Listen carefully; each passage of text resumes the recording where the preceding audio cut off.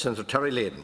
I'd like to ask the Leader of the House to invite the Minister for Communications, Richard Bruton, to come into this House as soon as possible to explain and to let us understand the rationale behind a tentative decision. It's only a decision in principle. No contract has been signed, and no contract will be signed in the lifetime of this government. This is the death knell of this government. What has happened, this, I believe, is a scandal. The Graham McCourt is a capital company from the United States of America. They don't own 1 metre of fibre optic or 1 pole or duct.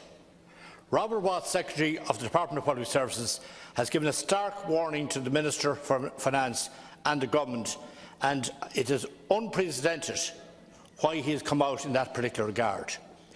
The ESB and EirGrid have a service to every house in Ireland, poles, ducting and meters, and yet they withdrew from this tendering process because there's something stinks in this regard. There's something underhanded about this whole operation.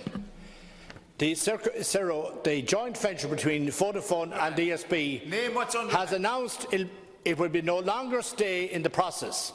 ESB Chief, this was 27th of September, Irish Independent. ESB Chief Pat Doherty has described the withdrawal as a difficult decision. It was made on the basis that Sarah was unable to make a business case for continuing participation in the process. Vodafone also withdrew from the situation, and it was on the basis that there was a 500 million contract involved. It's now 3 billion of a contract, which is a stark difference. And the difference is we would have Irish people qualified, and I've worked with ESB International abroad in Malaysia when they've provided services in these countries. They are the best in the world. The poles are there, and by the way, if Mr McCourt is relying on air poles, people are withdrawing the services right, left and centre.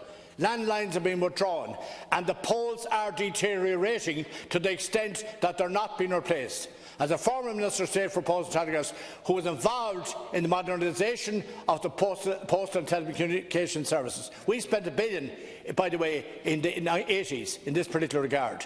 We're not afraid to spend the money, but we must get the results. That is the point, and this is the basis of a major scandal.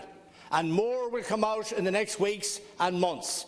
And to bring this before the European and local elections is a further political escapade of an inexperienced ministers who have no business experience, past or present in this portfolio, have no business experience. You need to have business experience.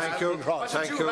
Chairman, I want a debate in this House and bring the Minister here in front of this House and explain the situation where we can question him and put questions to him. Senator Crockwell.